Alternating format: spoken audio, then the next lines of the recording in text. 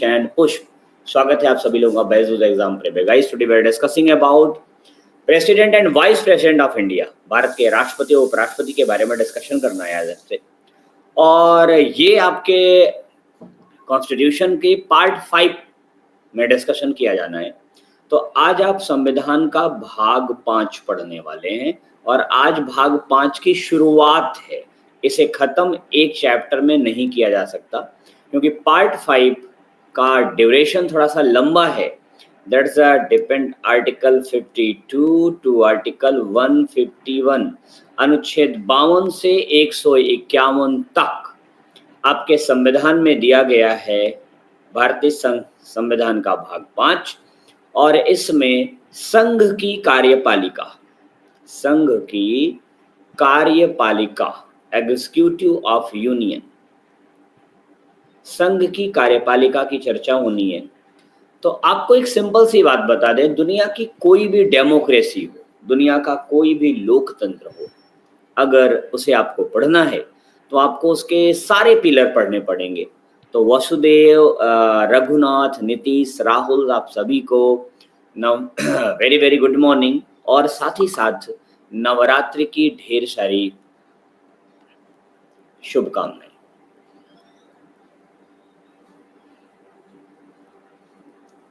Okay, चले तो फटाफट जल्दी से सारे के सारे लोग मुझे ये अंकित जी हाँ, director principle of state policy आपसे डिस्कस करनी है। मैं किसी दिन कर लूँगा, मैं चिंता ना करें, बहुत इम्पोर्टेंट टॉपिक नहीं है वो, इसीलिए उसे स्किप किया गया है, लेकिन उसे भी एक दिन हम आपसे डिस्कस जरूर करेंगे। ठीक है, वसुदेव, नीतीश, राहुल, अंकित एंड योर ऑल स्टूडेंट्स, आप सभी सबसे पहले कमेंट करके ये बताएं कि मेरी ऑडियो और वीडियो दोनों आप तक प्रॉपर पहुंच रही है, और आप सभी लोगों को नवरात्र की ढेर सारी शुभकामनाएं। विष्णु, वसुदेव, अंकित एंड योर ऑल स्टूडेंट्स। चलिए, तो जब हम संघ की कार्यपालिका पढ़ते हैं तो ये बता दें कि भारत एक लोकतंत्र है। भारत दुनिया का सबसे बड़ा लोकतंत्र है, दुनिया का सबसे बड़ा लोकतंत्र है। और किसी भी डेमोक्रेसी के बेसिक 3 पिलर होते हैं, 3 आधार स्तंभ होते हैं। एक आधार स्तंभ है आपकी कार्यपालिका, जिसे आप कहते हैं एग्जीक्यूटिव, कार्यपालिका इन the sense of executive, clear. दूसरा इसका तंत्र होता है विधायिका, दूसरा सबसे महत्वपूर्ण पिलर है विधायिका, जिसे आप कहते हैं लेजिस्लेचर। और तीसरा पिलर है इसका न्यायपालिका, जुडिशियरी, जी हाँ, जिसे आप जुडिशियरी कहते हैं। ये 3 तो बेसिक पिलर हैं, लेकिन चौथा पिलर हम लोगों ने खुद से डिसाइड किया है। इसका 4th पिलर है क्या? मीडिया या फिर प्रेस। प्रेस को आप लोकतंत्र का चौथा आधार स्तंभ कहते हैं। यस, 3 बेसिक पिलर हैं, एग्जीक्यूटिव, लेजिस्लेचर एंड जुडिशरी। तो आपके संविधान के भाग 5 में हम एग्जीक्यूटिव भी पढ़ेंगे, लेजिस्लेचर भी पढ़ेंगे, जुडिशरी भी पढ़ेंगे। ओके, ये सारे पार्ट कवर किए जाएंगे। तो Vijay and Santosh ji, welcome in the session. तो आज इसी एग्जीक्यूटिव के हेड ऑफ डिपार्टमेंट, कार्यपालिका का प्रमुख, राष्ट्रपति, और दूसरा जो महत्वपूर्ण पद है भारत में, उपराष्ट्रपति के बारे में डिस्कशन किया जाएगा। जी हाँ, वर्तमान समय में हमारे राष्ट्रपति हैं रामनाथ कोविंद। क्या नाम है? महामहिम रामनाथ कोविंद जी। आपको ये बताना है कि रामनाथ कोविंद जी भारत के राष्ट्रपति कब बने थे और कब तक रहेंगे, इनका टेन्योर आपको बताना है। जल्दी से कमेंट करिए, ये रास्ता मैंने आपके लिए खुला रखा है। आपके संज्ञान में रहते हुए ये 25/7/17 को राष्ट्रपति बने, बहुत बढ़िया। 2017 में राष्ट्रपति बने, और आप सभी को पता है राष्ट्रपति का सामान्य कार्यकाल 5 वर्ष होता है। तो 2022 तक ये भारत के राष्ट्रपति रहेंगे। बहुत बढ़िया। Pushp, Rajkumar, Vasudev and dear all students, very good and congratulation आपके राइट आंसर के लिए। तो जब हम भारत के वर्तमान राष्ट्रपति के टेन्योर के बारे में डिस्कशन करते हैं, ठीक है, नहीं, विष्णु जी, डेट जरूरी नहीं है, आपको ईयर याद रहना चाहिए, ईयर ही ज्यादातर पूछा जाता है, ठीक है। चलिए, बहुत बढ़िया सवाल वसुदेव जी कि ये कौन से नंबर के हैं। तो वसुदेव जी बिल्कुल आपके इस सवाल का जवाब हमारी अगली स्लाइड पर, राजकुमार ने कमेंट कर दिया 14वें नंबर के हैं। तो पहले नंबर का कौन है, इनके पहले कौन था, ठीक है। आप याद रखिएगा, जब भी कोई कार्यवाहक राष्ट्रपति बनाया जाता है, जब भी कोई कार्यवाहक राष्ट्रपति बनता है तो उसका टेन्योर नहीं गिना जाता, ये याद रखिएगा। उसके बाद हम भारत के सारे राष्ट्रपतियों की चर्चा कर ही लेते हैं। ये देखिए, भारत के पहले राष्ट्रपति और सबसे लंबे समय तक कार्य करने वाले राष्ट्रपति 1950 से 1962 तक डॉक्टर राजेंद्र प्रसाद, इनसे बड़ी मुझे बड़ी मोहब्बत है, ठीक है।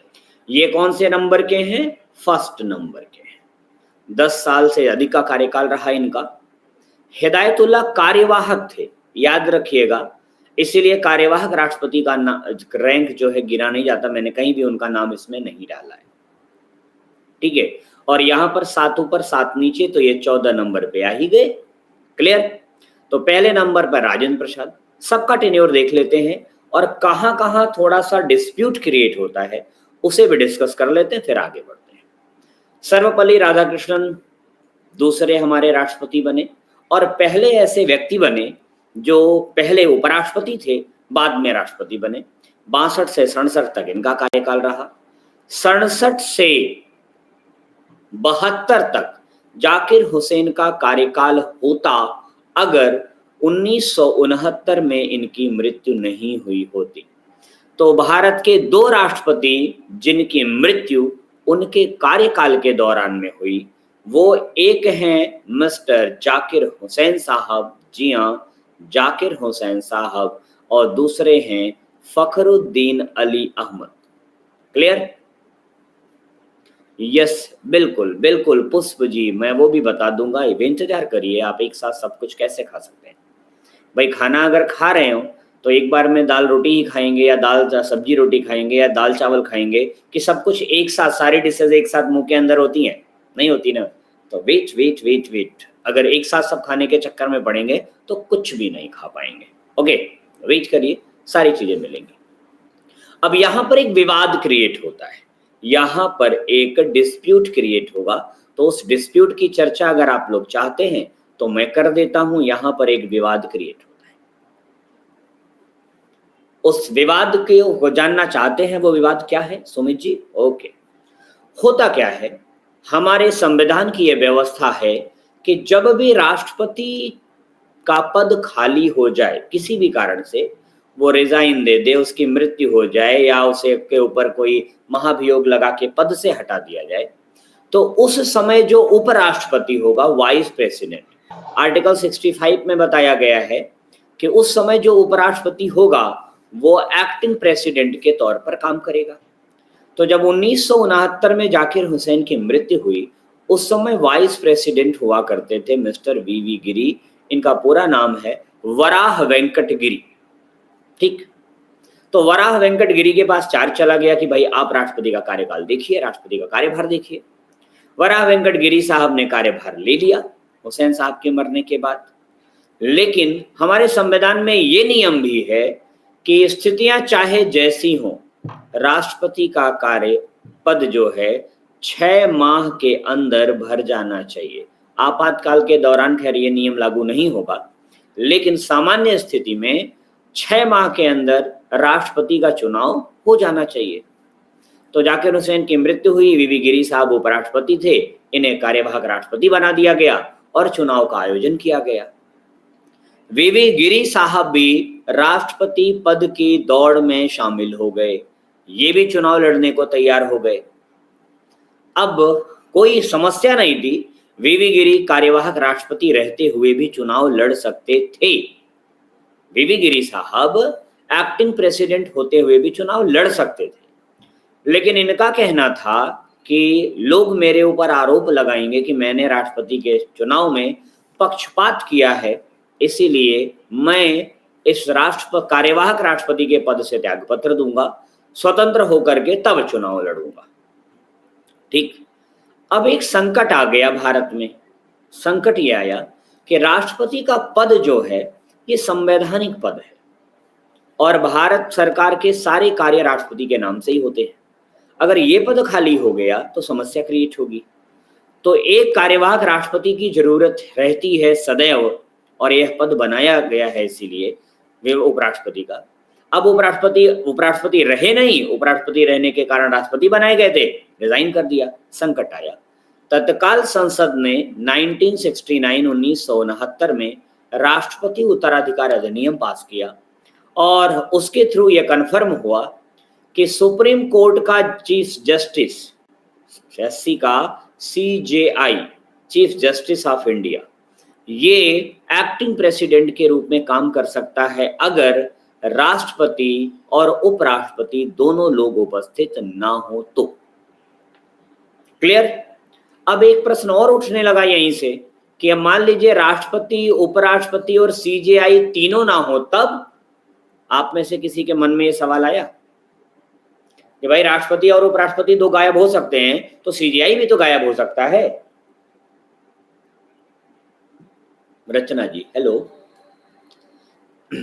यस, ऐसी कंडीशन में ये नियम बना कि CJI अगर नहीं उपलब्ध है तो सुपर सीनियर जज ऑफ सुप्रीम कोर्ट ये बनेगा एक्टिंग प्रेसिडेंट। ओके, तो अब एक्टिंग प्रेसिडेंट बनने के लिए रास्ता साफ हो गया। वीवी गिरी साहब ने रिजाइन कर दिया और पहली बार भारत में ऐसा हुआ कि सुप्रीम कोर्ट के चीफ जस्टिस डॉक्टर हिदायतुल्लाह, जिसका नाम अभी आप लोगों ने लिया, हिदायतुल्लाह साहब को एक्टिंग प्रेसिडेंट के रूप में काम करना पड़ा 1969 में। चुनाव हुआ, बीबी गिरी साहब राष्ट्रपति चुने गए। इन्होंने 69 से 74 तक काम किया। उसके बाद फखरुद्दीन अली अहमद भारत के 5वें राष्ट्रपति बने। बट दुर्भाग्य कि इनकी भी मृत्यु इनके कार्यकाल के दौरान हो गई, 2 साल पहले चले गए।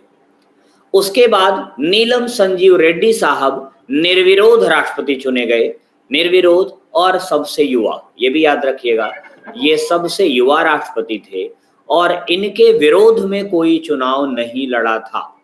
इनके अगेंस्ट किसी ने इलेक्शन में कैंपेनिंग नहीं की थी, ये अकेले थे जो इलेक्शन में खड़े हुए थे। उसके बाद ज्ञानी जैल सिंह का टेन्योर आया 5 साल पूरा करने के बाद 82 से 87 तक। भारत के पहले सिख राष्ट्रपति, पहली विशेषता, और सिख राष्ट्रपति ही नहीं थे, एकमात्र ऐसे राष्ट्रपति जिन्होंने 1986 में पॉकेट वीटो का प्रयोग किया था। ज्ञानी जैल सिंह, बिल्कुल वसुदेव, एकमात्र ऐसे राष्ट्रपति जिन्होंने पॉकेट वीटो, जेबी वीटो का प्रयोग किया। पॉकेट वीटो होता क्या है, आगे सेशन में हम चर्चा करेंगे। इसके बाद भारत के सबसे वरिष्ठ व्यक्ति राष्ट्रपति बने, ठीक है, आर वेंकटरमन, रामास्वामी वेंकटरमन, ये भारत के सबसे वयोवृद्ध राष्ट्रपति के रूप में गिने गए। उसके बाद 92 से 97 तक शंकर दयाल शर्मा। उसके बाद KR नारायण। KR नारायण के बारे में जान लीजिए, ये इंपॉर्टेंट प्रश्न है आपका।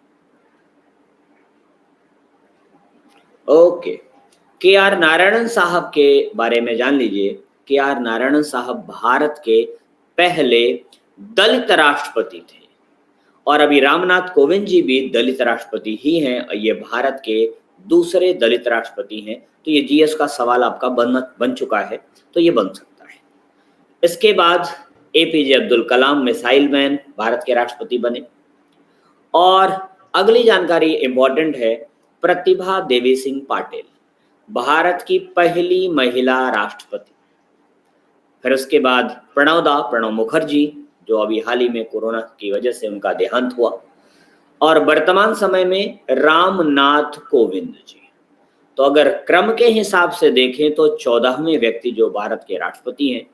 ये सारे राष्ट्रपतियों का टेन्योर है, आप इसका स्क्रीनशॉट ले सकते हैं। क्लियर? कोई डाउट किसी को, कोई क्वेश्चन किसी को, यहाँ से इस सेक्शन से किसी को कोई सवाल है तो पूछ सकते हैं। All clear? तो चलिए हम अपने संघ की कार्यपालिका का थोड़ा सा, बिल्कुल अभी तक वसुदेव सिर्फ 2 प्रेसिडेंट ऐसे रहे हैं जिनका कार्यकाल के दौरान मृत्यु हुई है। एक हैं जाकिर हुसैन साहब और दूसरे हैं फखरुद्दीन अली अहमद साहब। ठीक है, ओके। चलिए भाई, एक सवाल आया है कुलदीप की तरफ से जो कि इस चैप्टर से नहीं है, वो वैसे तो जो है हिदायतुल्लाह, ठीक है, ये चैप्टर जुडिशरी से सवाल बनता है। आप लोगों को ये बताना है हिदायतुल्लाह किस नंबर के न्यायाधीश थे, बताएंगे? बहुत सिंपल से सवाल होते हैं कुलदीप, इस टाइप के सवाल नहीं, 44वें नहीं है, इनमें से तीन तीन दोनों में से निकाल दो मनु, 4 में से 3 और 4 में से 3 निकाल दो, मिल जाएगा रैंक आपको। कुलदीप ऐसे सवाल आई होप कि बहुत सिंपल हैं और मिल जाते हैं। वसुदेव बहुत बढ़िया, आपने उत्तर कर दिया। तो वसुदेव, हारून,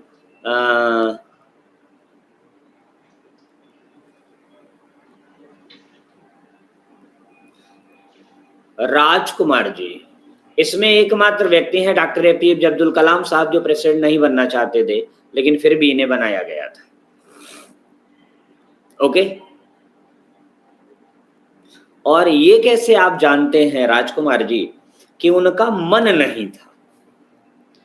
अगर आपका मन नहीं है, ठीक है, तो आप कोई काम करेंगे? बताइए, अगर आपका मन आज क्लास लेने का नहीं है तो आपको क्लास मजबूरी में लेना पड़ेगा, है? नहीं लेंगे। जहां आप स्वतंत्र होते हो, जहां आज अगर आपका मन आज जो है टी शर्ट पहनने का है, शर्ट पहनने का नहीं है, तो कोई जबरदस्ती आपसे शर्ट थोड़ी पहनवा देगा, आप टी शर्ट ही पहने, वही कंफर्ट है आपके, ठीक है? ये सब बकवास की बातें हैं। वसुदेव ने बताया और हारून ने बताया कि डॉक्टर हिदायतुल्लाह भारत के 11वें CJI थे। ओके कुलदीप, मिल गया उत्तर। चलिए कुछ उत्तर हमारे स्टूडेंट भी दे देते हैं। आगे बात करते हैं राष्ट्रपति की। तो भारत के राष्ट्रपति भारत गणराज्य के कार्यपालक अध्यक्ष होते हैं। ओके, और संघ की सभी कार्यपालक कार्य उनके नाम से किए जाते हैं। भारत सरकार जो भी निर्णय लेती है, भारत सरकार जो भी निर्णय लेती है, उस भारत सरकार का निर्णय किसका निर्णय माना जाता है? भारत सरकार का निर्णय राष्ट्रपति का निर्णय माना जाता है, क्योंकि राष्ट्रपति आपकी कार्यपालिका का अध्यक्ष होता है। तो सबसे पहले इसके बारे में भी बताएं कि राष्ट्रपति के पद का प्रावधान भारतीय संविधान के किस अनुच्छेद में है? अनुच्छेद 52 में। क्या कहा गया है? भारत का एक राष्ट्रपति होगा और राष्ट्रपति की स्थिति वैधानिक अध्यक्ष की है। वह कार्यपालिका का औपचारिक प्रधान होता है, वास्तविक शक्ति मंत्रिमंडल में नहीं। अब इस मुद्दे को समझते हैं, ठीक? पूरी दुनिया में कई प्रकार की शासन प्रणालियां प्रचलित हैं, एडमिनिस्ट्रेटिव सिस्टम अपना अपना अलग अलग सब देशों का है, लेकिन इन सब को देखें तो दो मेजर एडमिनिस्ट्रेटिव सिस्टम नजर आते हैं। एक है प्रेसिडेंशियल सिस्टम, ठीक है, और दूसरा है पार्लियामेंट्री सिस्टम। इसे आप राष्ट्रपति प्रणाली कहते हैं और इसे संसदीय प्रणाली कहते हैं। आप बताइए कि भारत में कौन सी प्रणाली अपनाई गई है?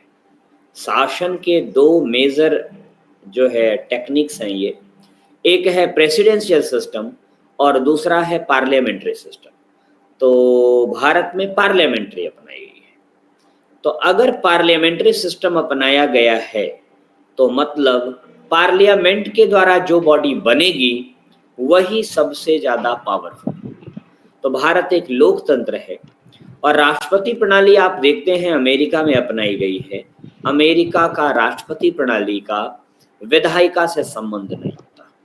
संसदीय प्रणाली की विशेषता है कि संसद का सरकार से संबंध होता है, इसीलिए यहां पर सत्ता दो केंद्रों में बटी होती है, एक राष्ट्रपति में और दूसरा प्रधानमंत्री में। राष्ट्रपति देखने में प्रमुख है और प्रधानमंत्री वास्तविक में प्रमुख है। राष्ट्रपति के पास जो शक्तियां हैं वो औपचारिक हैं, लेकिन प्रधानमंत्री के पास जो शक्ति है वो वास्तविक है। थोड़ा सा कंफ्यूजन कुछ लोगों को इसमें हो सकता है फॉर्मल और रियल पावर में। तो अगर किसी को अगर इसे एग्जाम्पल के थ्रू डिटेल में समझना है तो कमेंट कर दे, अगर समझ में आ गया है तो कोई बात नहीं। नाम मात्र की शक्ति राष्ट्रपति के पास होती है। हारून जी, आप एग्जाम्पल के थ्रू समझना चाहते हैं, चलिए समझा देते हैं। हम लोगों के घर में हमारे पापा भी हैं, हमारे दादा भी हैं, दादा काफी बुजुर्ग हो चुके हैं, और हमारे घर में हमारी बहन की पड़ी शादी। क्या पड़ी? शादी। शादी का जो निमंत्रण कार्ड छिपा उस पे सबसे बड़ा नाम किसका है? दादाजी का। ऐसा होता है कि नहीं? लेकिन सारे निर्णय कौन करता है कि कार्ड कौन सा छपेगा, कार्ड पर दादाजी का नाम कहाँ लिखा जाएगा, क्या लिखा जाएगा, हिंदी में लिखा जाएगा, अंग्रेजी में लिखा जाएगा, यहां तक कि शादी कहाँ की जाएगी, कैसे की जाएगी, किस गेस्ट हाउस में होगी, ठीक है, सारे फैसले कौन करता है? पापा। दादाजी को तो कपड़े वपड़े पहना के शादी के दिन सामने लाया जाता है कि ये दादाजी हैं और यही हमारे परिवार के मुखिया हैं। ऐसा किया जाता है कि नहीं? अगर कोई डिसीजन चेंज करवाना है सामने वाले से, कोई पसंद नहीं आ रहा है, तो एक लाइन, दादाजी ऐसा चाह रहे थे, दादाजी ऐसा कह रहे थे, बड़े बुजुर्ग हैं, इनकी बात तो माननी ही पड़ेगी, भले उनकी कोई बात ना मानी हो पूरी शादी में। भाई दादाजी के जमाने में बारातियों का स्वागत जो है क्या बोलते हैं, ठंडे पानी और लस्सी से किया जाता था। आज बारात में अगर लस्सी पिला दीजिए तो बारात छोड़ के चली जाएगी। क्यों? दादाजी के मन से सब्जी भी नहीं बनी, लेकिन अगर कोई डिसीजन चेंज करवाना है सामने वाले से तो एक लाइन का बड़ा बढ़िया सा बना कि दादाजी, अच्छा विष्णु जी, वो टीवी में होता है बेटा, रियल में नहीं होता, ठीक है।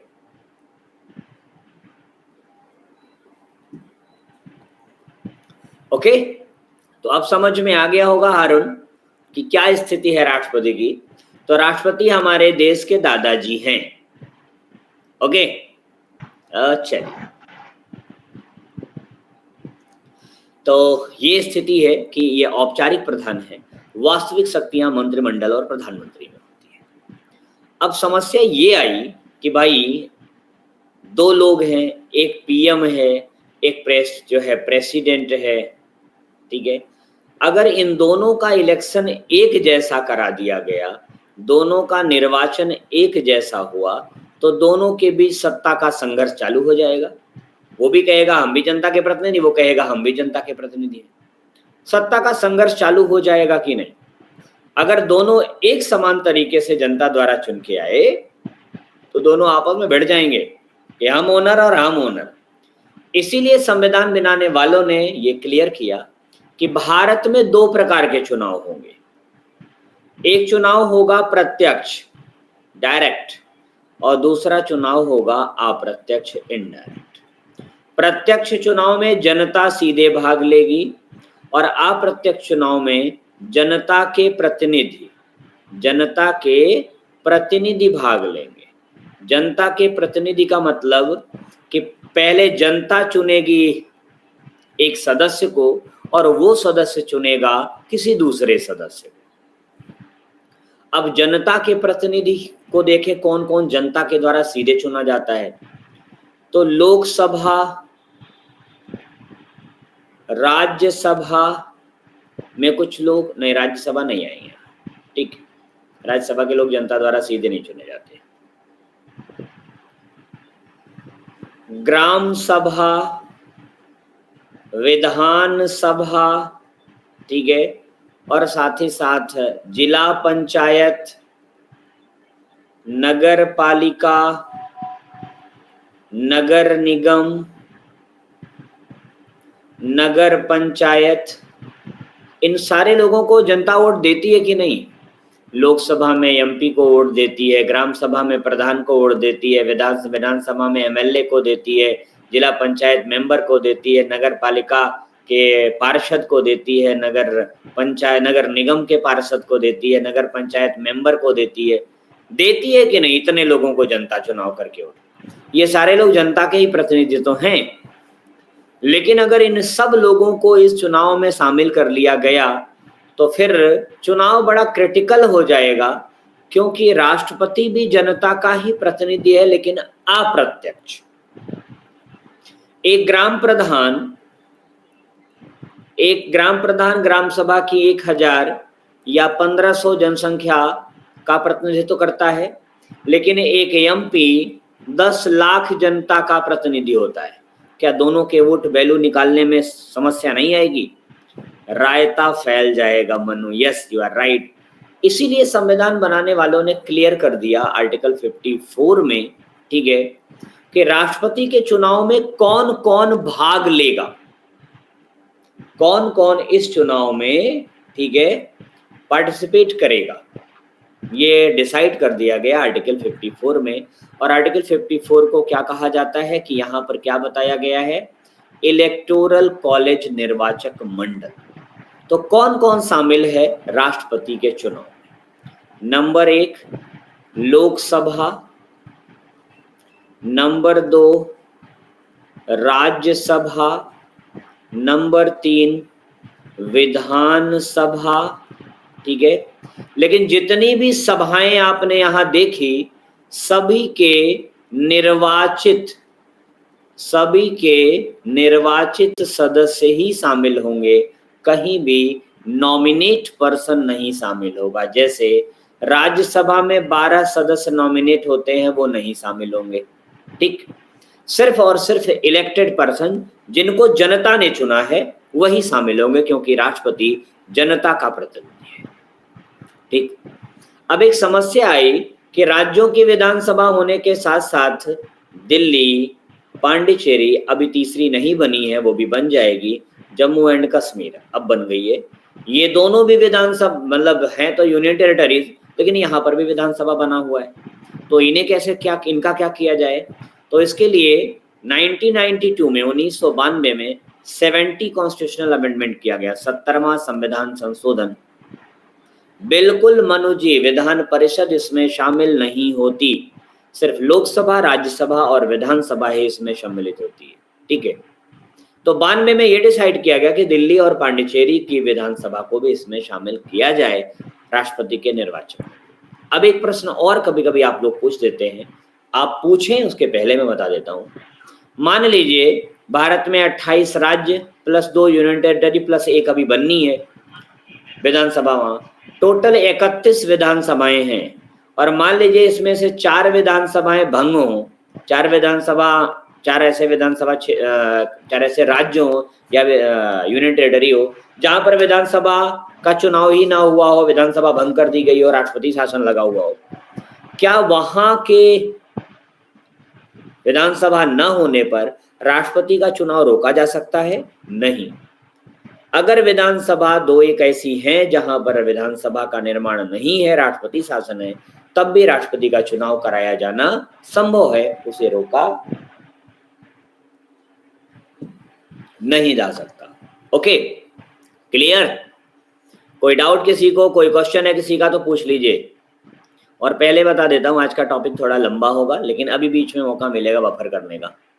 निर्वाचन प्रक्रिया, तो आपको बता दें राष्ट्रपति की निर्वाचन प्रक्रिया का वर्णन भारतीय संविधान के अनुच्छेद 55 में है, और इसमें कहा गया है कि राष्ट्रपति का चुनाव आनुपातिक प्रतिनिधित्व प्रणाली के एकल संक्रमणीय मत पद्धति के द्वारा होता है, ठीक है। आनुपातिक प्रतिनिधित्व प्रणाली मतलब प्रोपोर्शनल रिप्रेजेंटेशन सिस्टम, और कैसा? Single transferable vote. जैसे है क्या कि जो आपका सांसद है एमपी ज्यादा जनता का लीडर है, लगभग 10 लाख, 8 लाख, 5 लाख, 4 लाख जनता का नेतृत्व करता है। और जो विधायक है आपका, विधायक मतलब एमएलए क्या करता है? एमएलए 75,000, 80,000, 1 लाख, 2 लाख जनता का नेतृत्व करता है। विधानसभा का क्षेत्र छोटा होता है, लोकसभा का क्षेत्र बड़ा होता है। तो ऐसी स्थिति में दोनों जनता के प्रतिनिधि हैं, तो MP रेशियो MLA ये बराबर करना होगा ना, तो इसे रेशियो में लाने के लिए आनुपातिक प्रतिनिधित्व प्रणाली का उपयोग किया जाता है। और जितने भी अप्रत्यक्ष चुनाव हैं उनमें यह निर्धारित है कि सबका निर्वाचन कोटा बनता है। क्या बनता है? निर्वाचन कोटा। सामान्य चुनाव में तो जो सबसे ज्यादा वोट पाए वो जीत जाता है सामान्य चुनाव में, लेकिन जो है अप्रत्यक्ष चुनाव में ये एक प्रक्रिया नहीं अपनाई जाती, बल्कि एक इलेक्शन कोटा बनाया जाता है कि इतना वोट पाएंगे तभी आप विजेता घोषित किए जाएंगे। तो राष्ट्रपति के लिए है कि टोटल वैध में जो कुल सही वोट पड़े हैं उनके 50% से एक अधिक, अगर जितने भी वैलिड वोट पड़े हैं उनमें से 50% से एक अधिक वोट कोई पाया है तो वो विजेता हो जाएगा। इसीलिए यहाँ पर एकल संक्रमणीय मत पद्धति अपनाई जाती है कि आप वरीयता क्रम में वोट दें। ठीक है, आगे योग्यता क्या है? आर्टिकल 58 में बताई गई है योग्यता, अनुच्छेद 58 में क्लियर क्या बताई गई? भारत का नागरिक हो, 35 वर्ष की आयु पूरी कर चुका हो, लोकसभा का सदस्य बनने की योग्यता रखता हो। इसमें कई चीजें हो जाएंगी, पागल या दिवालिया ना हो, बैंक करप्ट ना हो, सजा याफ्ता ना हो, कई चीजें इसमें शामिल हो जाती हैं। भारत सरकार या किसी राज्य सरकार के अधीन किसी लाभ के पद पर ना हो। ओके, आगे बढ़ते हैं। पदावधि और महाभियोग। तो आर्टिकल 56 में अनुच्छेद 56 में इनके टेन्योर के बारे में डिस्कशन किया गया है और कहा गया है कि सामान्य अवस्था में इनका कार्यकाल 5 वर्ष होता है, कार्यकाल 5 वर्ष, लेकिन ये 5 साल के पहले भी हट सकते हैं और 5 साल के बाद भी काम कर सकते हैं। पहले कैसे हटेंगे वो जान लीजिए।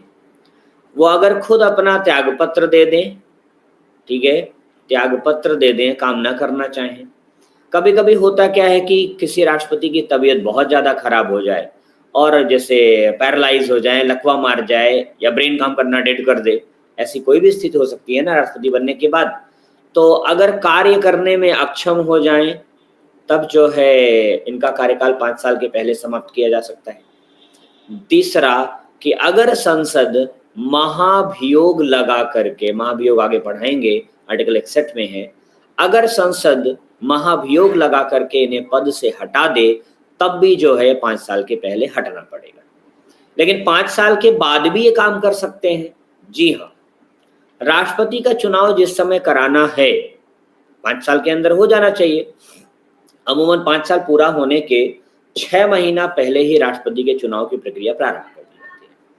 लेकिन अगर किसी कारणवश यह प्रारंभ नहीं की गई है तब क्या किया जाएगा कि जो भाई युद्ध हो रहा है, आपातकाल लगा है देश में, स्थितियां अच्छी नहीं है, चुनाव कराना संभव नहीं है, तो इसे 1 वर्ष के लिए बढ़ा दिया जाएगा और ऐसा तब तक बढ़ाया जाता रहेगा जब तक कि स्थितियां सामान्य ना हो जाए। क्लियर? अब राष्ट्रपति का चुनाव हुआ, राष्ट्रपति चुना गया, लेकिन मान लीजिए कि चुनाव में किसी प्रकार का विवाद आ गया कि किसी का वोट वैलिड नहीं माना गया, किसी का जो है राष्ट्रपति अगर मतगणना से संतुष्ट नहीं है, राष्ट्रपति ने जो अपना सारा प्रमाण पत्र दिया है उसमें फ्रॉड किया है, या कोई भी विवाद आ जाए, तो उसको निपटाने के लिए आप सीधे कहाँ जाएंगे? Supreme court. और कोई भी न्यायालय इस विवाद का समाधान नहीं, ऐसा अभी तक कभी नहीं हुआ है, लेकिन बनाया गया है रास्ता कि अगर ऐसा हो तो आपके पास रास्ते खुले। क्लियर? आगे, राष्ट्रपति पद और गोपनीयता की शपथ सर्वोच्च न्यायालय के मुख्य न्यायाधीश के द्वारा दिलवाई आर्टिकल 60 में। ठीक है, कि राष्ट्रपति पद और गोपनीयता की शपथ लेता है। कौन दिलवाता है? सुप्रीम कोर्ट का चीफ जस्टिस। ओके, अब थोड़ा सा आप लोगों ने अभी भी मैंने बताया कि अगर महाभियोग लगा दिया जाए राष्ट्रपति पर तो भी उसे पद छोड़ना पड़ेगा। तो महाभियोग इन द सेंस ऑफ इम्पीचमेंट, ठीक है, इम्पीचमेंट के द्वारा भी उसे हटाया जा सकता है। आखिर ये इम्पीचमेंट होता क्या है?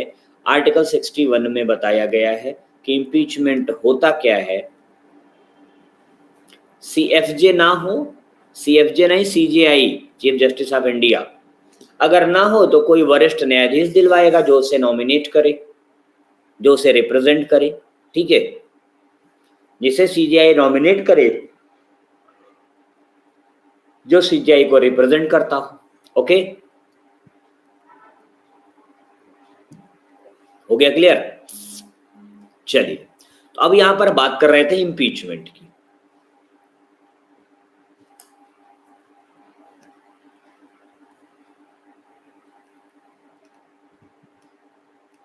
वसुदेव जी, ठीक है, उन्हें किसी भी दीवानी मामले में सजा नहीं दी जा सकती। कौन से मामले में? अभी आप रुकते तो मैं जरूर बताता इसे। दीवानी मामला मतलब अगर कोई माल संबंधी, राष्ट्रपति ने कोई चेक काट दिया और चेक बाउंस हो गया, कैसा मामला हो गया? माल संबंधी। राष्ट्रपति ने कभी किसी जमाने में काम करते हुए कोई घूस लिया था, उनके ऊपर भ्रष्टाचार का मुकदमा आज 30 साल पहले से चल रहा था, सजा नहीं हुई थी, ठीक है, उसमें सजा दे दी गई। या राष्ट्रपति रहते हुए उन्होंने घूस ले लिया किसी से, ऐसा भी तो कोई कर सकता है। ये राष्ट्रपति हैं, उनसे बोला कि तुम्हारा काम कर देंगे हम, 10 लाख घूस दो, ऐसा भी तो कर सकते हैं। क्यों कर सकते हैं कि नहीं कर सकते? ठीक, तो इंसान है, ऐसा भी हो सकता है। अगर किसी प्रकार का ऐसा अपराध करते हैं जो कि सिविल मामला है, क्रिमिनल नहीं है, तो सिविल मामले में उन्हें सजा नहीं दे सकती। लेकिन अगर राष्ट्रपति रहते हुए राष्ट्रपति ने किसी की हत्या कर दी, ठीक है, तो फिर उसके लिए 5 साल इंतजार नहीं किया जाएगा, पहले उनके ऊपर तुरंत महाभियोग लगाया जाएगा, हटाया जाएगा और उन्हें अरेस्ट किया जाएगा। ठीक है वसुदेव, क्लियर हुआ? हम यहाँ महाभियोग की बात कर रहे हैं। महाभियोग क्यों लगाया जा सकता है? पहला प्रश्न, आपके संविधान के अनुच्छेद 61 में महाभियोग का जो है पैटर्न है। महाभियोग सिर्फ तब लगाया जा सकता है जब राष्ट्रपति के ऊपर आरोप हो संवैधानिक कदाचार की। संवैधानिक कदाचार मतलब संविधान के अनुदेशों का अनुपालन इन्होंने नहीं किया है, तो इनके ऊपर महाभियोग लग सकता है, अन्यथा नहीं। महाभियोग लगाने के लिए एक प्रोसेस फॉलो करना पड़ता है। उस प्रोसेस को मैं मैथ के फार्मूले पर बता दे रहा हूं, आप लोग उसे फॉलो कर लीजिएगा। 1/4 into 14 into 2/3 into 2/3। ये समझ में आया? आप में से ये फार्मूला किसको किसको समझ में आया? 1/4 into 14 into 2/3 into 2/3 बताएं। राहुल कह रहे नहीं समझ में आया, हारून कह रहे नहीं समझ में आया, पुष्प कह रहे समझ में आया, और भी लोग मुझे सेशन में हैं दिखाई दे रहे। वसुदेव नहीं आया, ओके, मतलब और सब शांति से रहेंगे, नहीं आया। चलिए, तो पहली बात तो ये जान लीजिए कि राष्ट्रपति के विरुद्ध महाभियोग का प्रस्ताव संवैधानिक कदाचार के आधार पर ही आ सकता है, और संवैधानिक कदाचार के आधार पर अगर आपने आरोप लगाया है तो आपके अकेले आरोप लगाने से कुछ नहीं होने वाला। आप आरोप लगा रहे हैं, आप किसी भी सदन के हों, लोकसभा के हों या राज्यसभा के हों, कोई फर्क नहीं पड़ता, आप आरोप लगा सकते हैं, लगा सकते हैं। लेकिन जिस सदन के आप सदस्य हैं, उस सदन के 1/4 मेंबरों के द्वारा भी वह आरोप की पुष्टि होनी चाहिए। जैसे आप जो है राज्यसभा के सदस्य हैं और वहां पर 250 सदस्य हैं, उसका 1/4 कितना होगा बताइए? 204 का 250 का 1/4 कितना होता है? Comment and tell me. 62.5।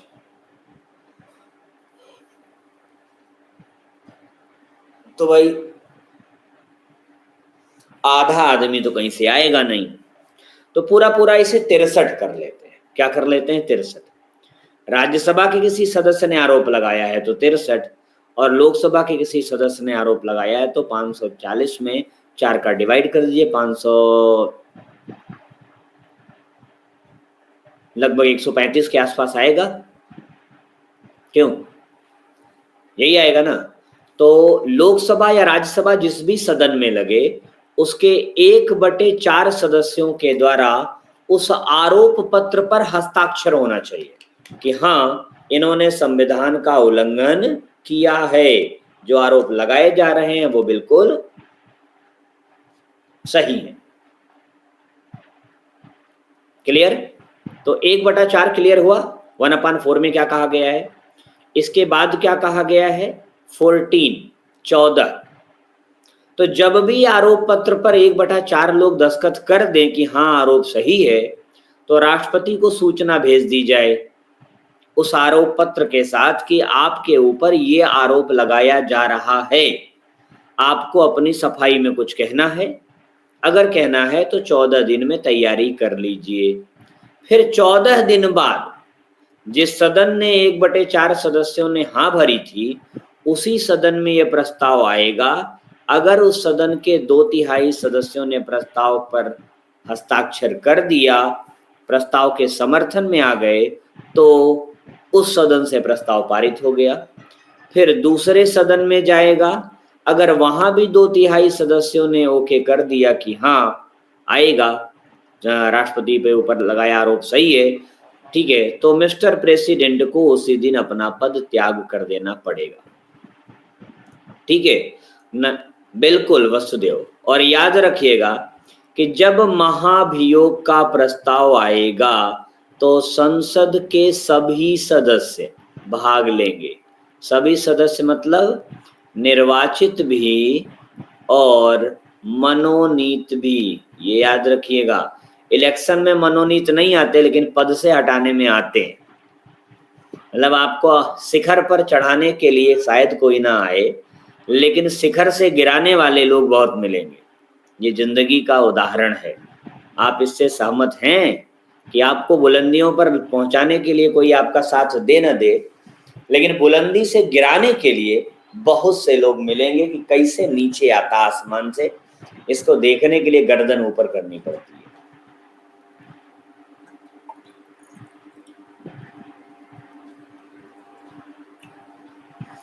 अच्छा, हरुण कह रहे हैं कि सर बाइक लेके आते हैं।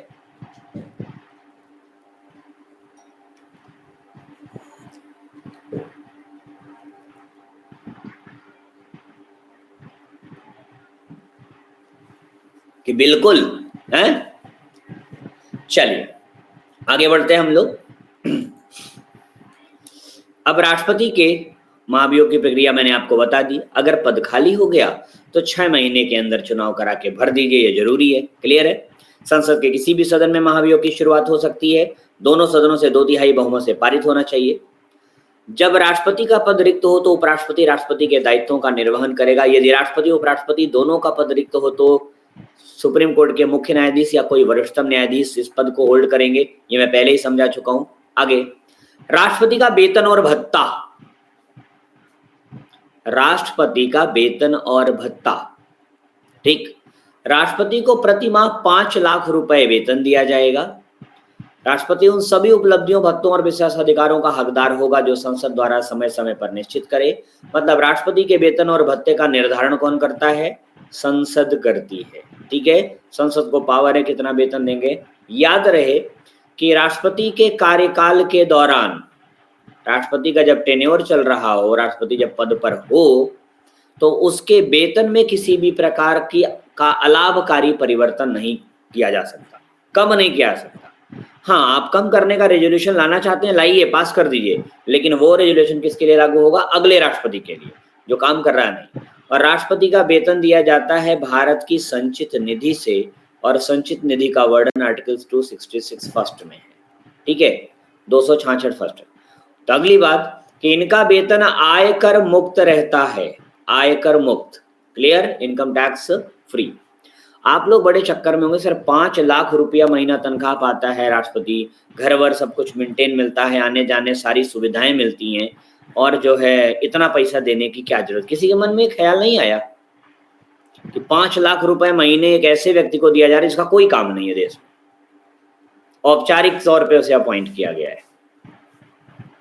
ये सवाल आपके मन में आ रहा है कि नहीं आ रहा है? और टैक्स भी नहीं है। चलिए हारून जी, आपको बता दें, आपको लगता है 5 लाख रुपए बहुत ज्यादा है, 5 लाख रुपए बहुत कम है। कारण ये है कि वह आपके देश के 130 करोड़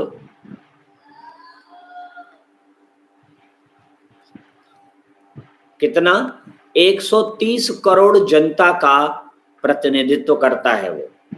130 करोड़ जनता का प्रतिनिधित्व। हम अपना 4 लोगों का परिवार चलाते हैं तो पसीने निकल जाते हैं। जो आदमी 130 करोड़ का परिवार चला रहा है वो कितना दिमाग से जो है पजल्ड होता होगा।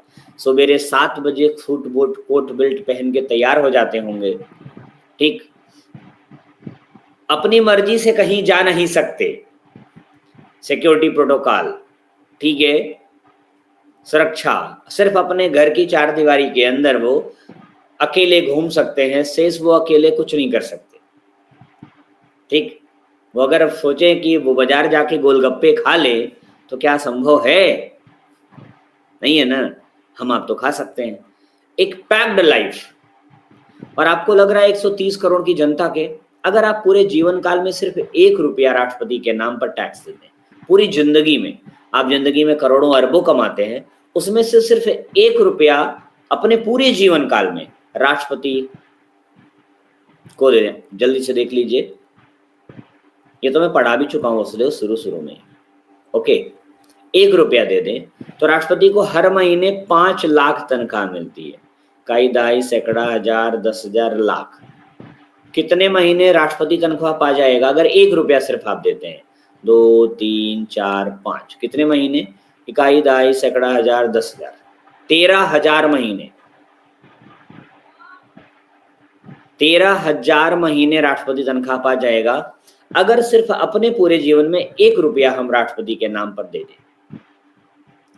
13,000 महीने, एक साल में 12 ही महीने होते हैं ना, 12 से डिवाइड किसे 12 है, 1000 मान लेते हैं, 13 छोड़िए, तो 1000 महीने वो तनख्वाह, 1000 वर्षों तक राष्ट्रपति 5 लाख रुपया महीने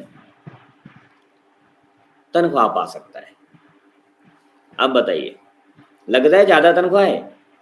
आप अपने पूरे जीवन काल में सिर्फ 1 रुपया राष्ट्रपति के नाम पर दे दें।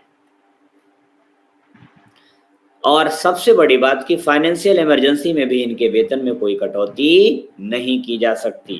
क्लियर हुआ? आगे, अब राष्ट्रपति के कार्य और शक्तियां, क्या काम करता है राष्ट्रपति? तो आपको पता होना चाहिए कि राष्ट्रपति देश की कार्यपालिका शक्ति का प्रमुख है, औपचारिक ही सही लेकिन प्रमुख है। तो सारे शासन संबंधी कार्य राष्ट्रपति के नाम पर ही किए जाएंगे। अनुच्छेद 53 कहता है कि संघीय कार्यपालिका की सभी शक्तियां राष्ट्रपति के में निहित होंगी। इन शक्तियों का प्रयोग या तो वह स्वयं करेगा या अपने अधीनस्थ पदाधिकारियों के द्वारा करवाएगा। अधीनस्थ कौन है? प्रधानमंत्री और मंत्रिपरिषद। क्लियर? तो चलिए देखते हैं सबसे पहले कार्यपालिका शक्ति। तो भारत सरकार के सभी शासन संबंधी कार्य राष्ट्रपति के नाम पर किए जाएंगे। प्रधानमंत्री की नियुक्ति करेगा, और जैसे प्रधानमंत्री की नियुक्ति कर देगा उसके बाद राष्ट्रपति खाली हो गया, जो जो प्रधानमंत्री कहता जाएगा वो करता जाएगा, ठीक। तो सबसे बड़ी समस्या इसकी यही है, प्रधानमंत्री की नियुक्ति, और ये बिल्कुल समस्या ये नहीं है।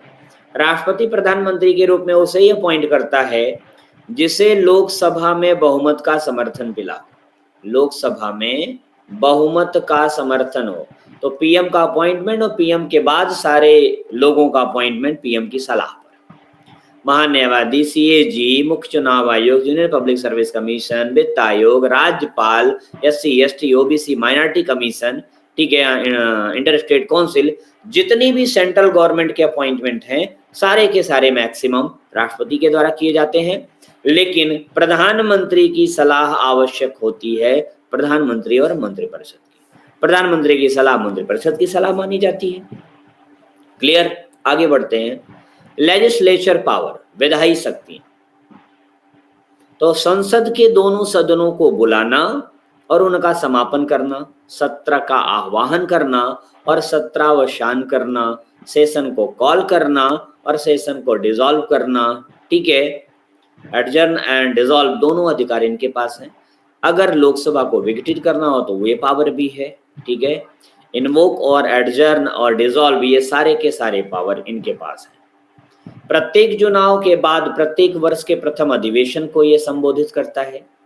संसद के दोनों सदनों की संयुक्त बैठक बुलाता है। वो हमने उस दिन बताया ना कि दादाजी अगर घर में हैं और हमारे जो है घर में पापा और चाचा में विवाद हो गया है, तो क्या करते हैं दादाजी? दोनों को अलग नहीं करते, दोनों को एक साथ बुलाते हैं, आमने सामने बैठाते हैं और कहते हैं अपनी अपनी समस्या का समाधान कर लो। करते हैं ना? तो हमने यही तो बताया, राष्ट्रपति जी हमारे दादा हैं। तो आपके संविधान के अनुच्छेद 108 में बताया गया है कि यदि संसद के किसी एक सदन से कोई प्रस्ताव पास कर दिया जाए और दूसरा सदन उस प्रस्ताव पर सहमति न दे, तो ऐसी कंडीशन में राष्ट्रपति ज्वाइंट सेशन बुला सकता है। ठीक है, प्रधानमंत्री की सिफारिश पर राष्ट्रपति राज्यसभा के 12 सदस्यों को नॉमिनेट करता है। लोकसभा में 2 एंग्लो इंडियन को नॉमिनेट करता था, है नहीं, अब ये व्यवस्था बंद हो गई। हाँ, एक काम यहां पर और आपको बता दें कि संसद जब कोई विधेयक पारित कर दे, संसद अगर कोई विधेयक पारित कर दे, संसद कोई विधेयक जो है बिल, विधेयक को आप अंग्रेजी में बिल कहते हैं, ठीक है, या इसी को प्रस्ताव कहा जाता है, प्रस्ताव पारित कर दें, तब वो प्रस्ताव जाता है राष्ट्रपति के पास। राष्ट्रपति जब तक उसे स्वीकार नहीं करेगा तब तक वो प्रस्ताव कानून मतलब एक्ट या अधिनियम नहीं बन सकता। अब राष्ट्रपति के पास प्रस्ताव गया तो राष्ट्रपति क्या क्या कर सकता है उस प्रस्ताव का भारत में, ये देखते हैं। पहला काम कर देगा कि हस्ताक्षर कर दे। अगर हस्ताक्षर कर दिया, क्लियरेंस दे दिया कि हरी झंडी है, लागू करो।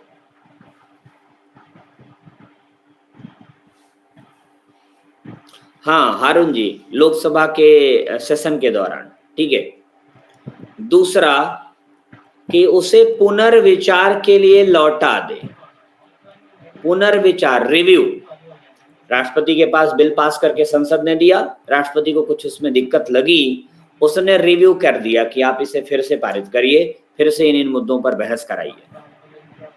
अगर वो पुनर्विचार के लिए आया तो इसे कहा जाता है सस्पेंसिव वीटो। क्या कहा जाता है? रोक दिया। भाई पुनर्विचार तो 6 महीने बाद ही होगा, क्योंकि संसद की दूसरी बैठक 6 महीने बाद होगी। ठीक। तीसरा जो काम है वो ये है कि उस बिल को अपनी पॉकेट में डाल ले या अपनी टेबल पर रख दे। मतलब कि उसके लिए ना वो हाँ करे और ना ही वो ना करे। भाई अगर हस्ताक्षर कर दिया तब भी पास हो जाएगा, अगर पुनर्विचार के लिए दे दिया तो 6 महीने बाद फिर पारित होके आना ही आना है, और आना है तो करना भी पड़ेगा।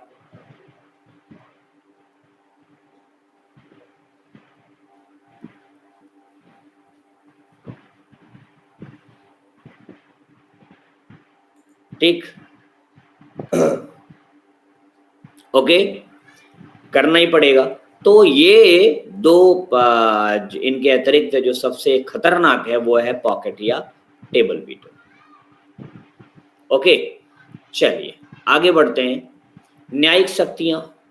राष्ट्रपति उच्च न्यायालय के मुख्य न्यायाधीश तथा उच्चतम उच्च न्यायालय के न्यायाधीशों की नियुक्ति करता है। सर्वोच्च न्यायालय के मुख्य न्यायाधीश और अन्य न्यायाधीश, उच्च न्यायालय के मुख्य न्यायाधीश और अन्य न्यायाधीश की नियुक्ति यही करता है। और अगर राष्ट्रपति किसी लीगल मैटर पर सुप्रीम कोर्ट की सलाह लेना चाहे तो अनुच्छेद 143 143 के थ्रू ऐसे पावर है कि वो सुप्रीम कोर्ट से किसी भी लीगल मसले पर एडवाइस मांग सकता है। ठीक है, मिस्टर प्रेसिडेंट किससे एडवाइस ले रहे हैं? सुप्रीम कोर्ट से। सुप्रीम कोर्ट एडवाइस दे या न दे ये स्वतंत्र है। सुप्रीम कोर्ट ने एडवाइस दे दिया, ये एक्सेप्ट करें या डिनाई करें ये स्वतंत्र है, उसे मानने के लिए बाध्य नहीं। वित्तीय शक्तियां।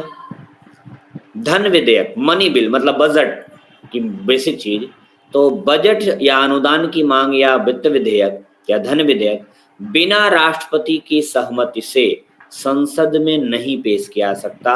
तो राष्ट्रपति वित्त मंत्रालय मतलब सरकार से बजट, धन विधेयक और वित्त विधेयक, अनुदान, ये सब से प्रस्तुत करने की सिफारिश करता है। तो बिना राष्ट्रपति की अनुमति से ये नहीं आएगा।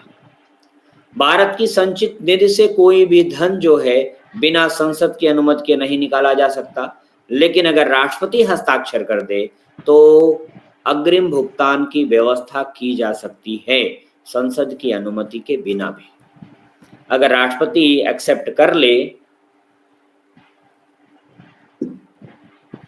तो संचित निधि से बिना संसद की अनुमति के भी पैसा निकाला जा सकता है।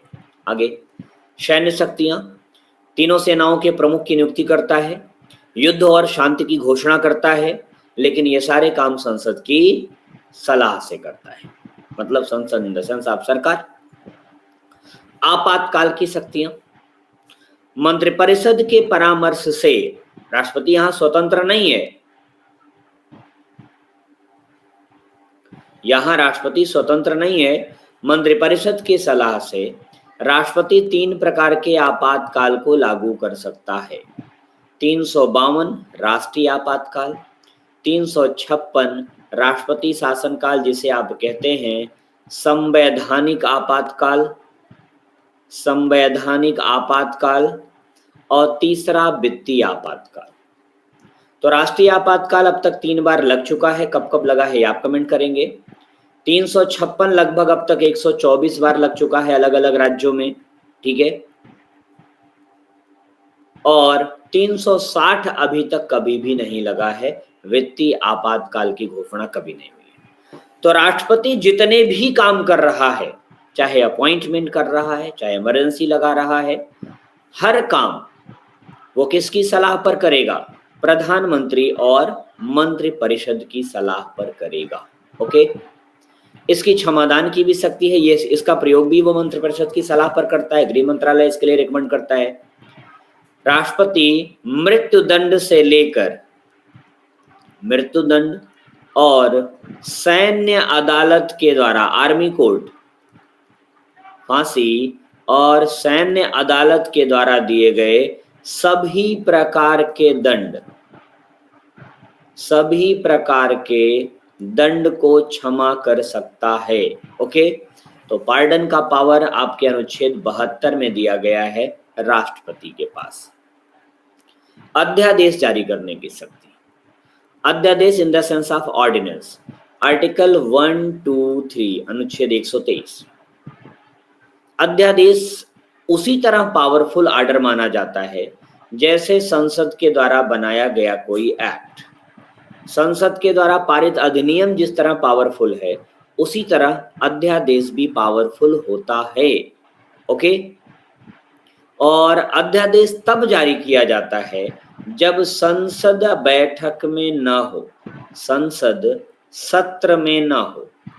संसद सत्र में नहीं है तो ऐसी स्थिति में अगर कोई कानून बनाने की आवश्यकता आ गई तो ये पावर है आपके प्रेसिडेंट के पास कि मंत्रिपरिषद की सलाह पर वो अध्यादेश जारी करे, और वो अध्यादेश उसी तरह पावरफुल रहेगा जैसे संसद के द्वारा बनाया गया कानून। तो अगर राष्ट्रपति के पास ये पावर है कि अध्यादेश जारी कर सकता है, तो आखिर संसद द्वारा कानून बनाने की क्या जरूरत है? सब कानून अध्यादेश से ही बना ले, क्यों? बना लेना चाहिए ना। ऐसा नहीं हो सकता। क्यों? क्योंकि अगर कोई अध्यादेश जारी कर दिया गया तो अध्यादेश तब तक ही इम्पीचमेंट में रहेगा, इम्प्लीमेंट में रहेगा, तब तक ही लागू रहेगा जब तक संसद की बैठक ना हो। संसद की बैठक शुरू होने के 6 सप्ताह के अंदर अगर उस अध्यादेश को संसद द्वारा पारित नहीं कराया गया तो अध्यादेश अपने आप समाप्त हो जाएगा। ठीक, बात समझ में आई या नहीं आई? ऑर्डिनेंस का मतलब समझ में आया नहीं आया? जल्दी से कमेंट करें, ऑर्डिनेंस की मीनिंग समझ में आया कि नहीं आई?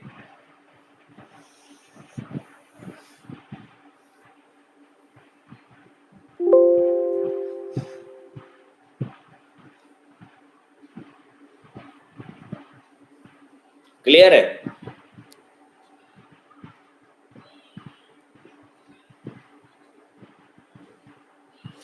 एक बार और चलिए, जैसे हमारे घर में पापा नहीं है।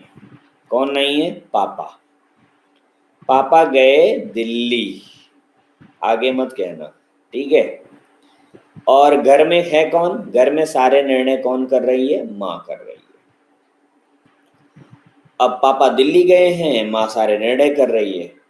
माँ ने कोई निर्णय कर दिया कि आप जो है अपनी साइकिल, आपकी जो है स्कूटी जो है वो बिगड़ गई है, स्कूटी खराब हो गई है, कई दिनों पुराना प्रस्ताव था कि स्कूटी नई खरीदी जाए, बहुत बेकार हो गई है और स्कूटी लेना चाहिए। अब पापा है नहीं घर पे, आप जिद पे अड़ गए कि नहीं, पापा कह रहे थे स्कूटी नहीं खरीदी जाएगी। पिछली बार जब बनवाए थे तो पापा ने कहा था कि इस बार बिगड़ेगी तो नहीं खरीदेंगे, इसको नहीं बनवाएंगे। और माँ से आप भिड़े हुए हैं कि नहीं स्कूटी नहीं आनी चाहिए। माँ कह रहे नहीं, पापा नहीं है, ऐसा करो अभी स्कूटी बनवा लो, काम चलाते रहो, पापा आएंगे तो जो फैसला करेंगे वो माना जाएगा। ठीक, ऐसा नहीं स्कूटी का कुछ भला लाभ नहीं होने वाला है। स्कूटी मेंटेन करा ली गई, पापा आए 6 महीने बाद। ठीक, आज तो मान लीजिए फोन, मोबाइल, व्हाट्सएप, फेसबुक, ये सब दुनिया भर की चीजें हैं। आज के 50 साल पहले ये सब थोड़ी थी, तब नहीं थी ना। पापा आए, पापा चाहे तो माँ के डिसीजन को कंटिन्यू कर दें कि नहीं अभी पैसे नहीं, अभी इसी को बनवा के काम चलाओ। पापा आए और चाहे तो इसके डिसीजन को बदल दें कि नहीं स्कूटी बनवाना नहीं, अब नई खरीद लो। क्यों? इन दोनों में से कोई भी डिसीजन पापा आके कर सकते हैं। सेम दैट माँ हमारी राष्ट्रपति है, शक्तियां तो हैं इनके पास लेकिन औपचारिक, ठीक है। और जो हमारे पिताजी हैं वो हमारे संसद हैं, जो कानून बनाएंगे यही बनाएंगे, ठीक है। पापा है नहीं, माँ ने कानून बना दिया ऑर्डिनेंस के थ्रू, बनवा लो। पापा आए, पापा चाहे तो कंटिन्यू कर दें, चाहे तो डिनाई करके नई दिलवा दें। क्लियर? अब समझ में आया हारून? हारून जी जल्दी से, क्लियर? ओके, चलिए।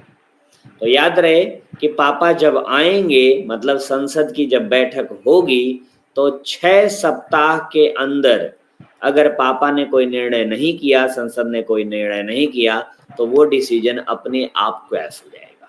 क्लियर? आगे बढ़ते हैं।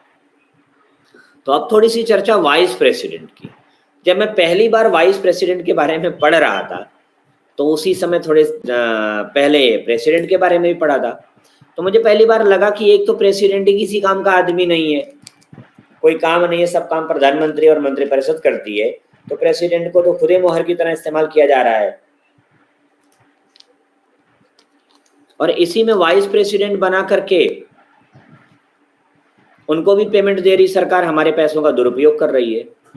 लेकिन जब मैंने इसे पढ़ा तो समझ में आया कि नहीं, ना तो भारत के पैसे का दुरुपयोग किया जाता है, ठीक है, और ना ही जो है इनका पद बेकार है। तो वाइस प्रेसिडेंट,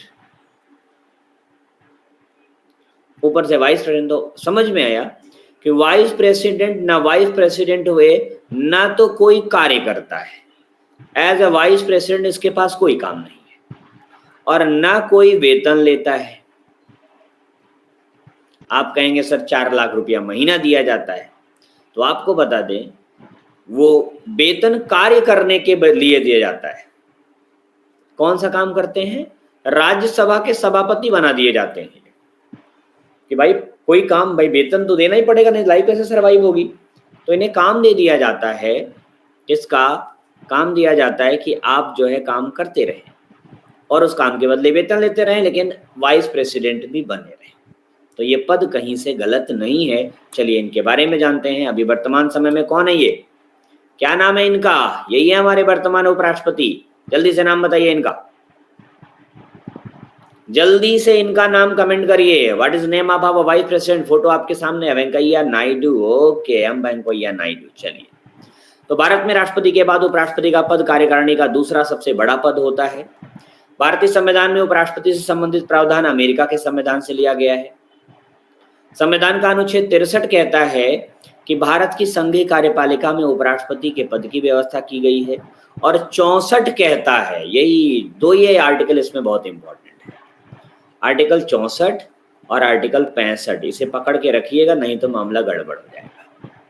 64 कहता है कि उपराष्ट्रपति को राज्यसभा के पदेन सभापति के रूप में मान्यता प्रदान की गई है। ये पदेन सभापति का मतलब क्या होता है? पदेन सभापति, एक्स ऑफिसियो चेयरमैन, इसकी मीनिंग क्या होती है? इसको समझ पाए आप कि नहीं पाए? पदेन सभापति का मतलब समझे कि समझाऊं उसे? यस या नो? जल्दी से कमेंट बॉक्स स्टेज भागेगा तभी मैं आंसर करूंगा। ये तो पदेन सभापति मुझे लग रहा है समझिए। समझाएं? अरे बाप, बता दें, आप में से कौन कौन शादी करना चाहता है? बताइए तभी बताऊंगा। मनु कह रहे हैं मैं करना चाहता हूँ, वसुदेव कह रहे हैं मैं, सभी मतलब सभी करना चाह रहे हैं। चलिए भाई, शादी। अब आप में से बहुत से लोग मेल भी हैं, बहुत से लोग फीमेल भी हैं। तो शादी यही हमारे यहाँ मेल फीमेल में ही होती है। अभी तक व्यवस्था हमारे यहाँ यही है, आगे कोई व्यवस्था नहीं है। जब आगे कभी व्यवस्था बनेगी तो फिर हम अपना एग्जाम्पल बदल देंगे। तो आप दोनों लोगों में शादी होनी है, ठीक है। आप लोग लड़के लड़कियां आपस में शादी करते हैं, हमारी भी हुई है, ठीक है, और लड़की से ही हुई है। तो जब शादी होती है तो लड़की लड़के के साथ साथ चक्कर लगाती है, ऐसा देखा होगा आपने फिल्मों में भी। लड़का लड़की के गले में बरमाला डालता है, ऐसा वैसा। चलो, तो इन दोनों का रिश्ता हो गया, ये दोनों हो गए क्या? पति और पत्नी। पति और पत्नी, क्योंकि इन लोगों ने एक दूसरे के साथ साथ चक्कर मारे, एक दूसरे को बरमाला पहनाई। मुझे ये समझ में नहीं आया उस समय कि आखिर ये जिससे मेरी शादी हुई वो हम उनके पति हुए, उनके पति हुए, वो हमारी पत्नी हुई। लेकिन हमारी पत्नी की माँ, हमारी पत्नी के पिता, हमारी पत्नी के बहन, हमारी पत्नी का भाई, इनके साथ तो हमने एक भी चक्कर ना मारे थे। इनकी माता, बहन, भाई और पिता के साथ एको चक्कर लगाया? किसी के गले में माला वाला कुछ नहीं पहनाई थी। और हमारी पत्नी ने भी यही किया। हमारे माता पिता भाई बहन किसी के साथ ना कोई चक्कर मारे और ना ही कोई माला वाला पहनाई। तो ये समझ में नहीं आया कि इनकी माँ हमारी सास, इनके पिता हमारे ससुर, इनकी बहन हमारी साली, इनका भाई हमारा साला कैसे बन गए। भाई इनके साथ तो 7 चक्कर मारे, माला पहनाई तो पत्नी हो गई। इनके साथ हमने कोई चक्कर नहीं मारा, कोई माला नहीं पहनाई, ये कहां से आ गए? इनके साथ रिश्ता कहां से मिला? इनके साथ रिश्ता इसलिए मिला कि ये हमारी पत्नी के रिश्ते वाले हैं। यही बात है ना। इसके लिए कोई अतिरिक्त कार्यकलाप हमें नहीं करना पड़ा। भाई पत्नी पाने के लिए तो बड़े टिम्मे करने पड़े थे, ठीक है। पहले लड़की देखने जाओ तो ये करो, तो दिन मतलब रात भर वो कार्टून की तरह बैठा के रखा था, यहाँ पानी डालो, वहाँ ये करो, ठीक है। ये दुनिया भर के काम कराए थे हमसे, हमें याद है वो भयानक रात, ठीक है। उसके बाद जो है, लेकिन इन लोगों के साथ कोई कार्यक्रम नहीं हुआ था हमारा, फिर भी ये लोग जुड़ गए हमसे फर्जी में, ठीक है। लेकिन आपको मैं यही बताना चाह रहा हूँ, सिर्फ कहने का मेरा अभिप्राय ये है, इसे अन्यथा मत लीजिएगा, कि चुनाव सिर्फ उपराष्ट्रपति का होता है, उपराष्ट्रपति का होता है। चुनाव सिर्फ पत्नी का हुआ, किसी और का चुनाव नहीं हुआ, कोई मतदान, कोई प्रक्रिया, कोई निर्वाचन, कोई नियुक्ति नहीं हुई। ये राज्यसभा के सभापति सिर्फ इसलिए बन गए कि ये उपराष्ट्रपति थे। वो हमारे साले साहब इसलिए हैं क्योंकि हमारी पत्नी के भाई हैं। बात समझ में आई या नहीं आई? नहीं आई हो तो बताओ, कोई और एग्जाम्पल ढूंढे, जल्दी से बताएं, यस या नो। क्लियर? चलिए ओ भाई आगे बढ़ते हैं। उपराष्ट्रपति राज्यसभा का सदस्य नहीं होता। भाई वो हमारे परिवार के सदस्य नहीं होंगे ना, उनके साले वाले सब, वो तो अपने परिवार के सदस्य होंगे, लेकिन फिर भी क्या होंगे, उन्हें मतदान का अधिकार नहीं है। जब राज्यसभा के सदस्य नहीं है लेकिन मतदान का अधिकार, उनके रोज रोज के घर के फैसले में हम कहाँ जाते हैं। लेकिन अगर कभी कभी मामला फंस जाए तो निर्णायक मत हमें भी देने का अधिकार होता है, ठीक है। मतलब आपकी राज्यसभा है, उसके सभापति साहब हैं, 200 मेंबर, 250 मेंबर हैं इसमें, मान लीजिए अभी तो 245 ही हैं, और सारे के सारे आते नहीं। मान लीजिए 125 एक तरफ हो गए, सॉरी 120, और 120 एक तरफ हो गए, बैलेंस हो गया किसी प्रपोजल पर। तो ऐसी स्थिति में उपराष्ट्रपति के पास पावर होता है कि वो निर्णायक मत दे दे। सामान्य कंडीशन में उपराष्ट्रपति या राज्यसभा का सभापति वोट नहीं देता। राष्ट्रपति के पद की आकस्मिक रिक्त के दौरान उसकी अनुपस्थिति में उपराष्ट्रपति राष्ट्रपति के रूप में कार्य भी करता है, ठीक है।